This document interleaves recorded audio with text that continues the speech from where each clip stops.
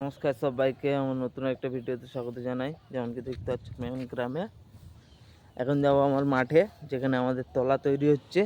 চলো ওখানে গিয়ে দেখাই। ওখানে এখন মোটর চলছে, তাই ওটাই দেখতে যাবো, তোমাদেরকেও দেখিয়ে দেবো। চলো, এটা আমাদের জমি। এখানে আমাদের জমি চাষ করার জন্য যে তলা তৈরি হয়, ওটা চাষ হচ্ছে।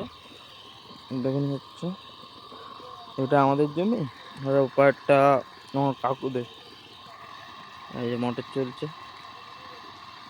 খুব সুন্দর। জল হচ্ছে,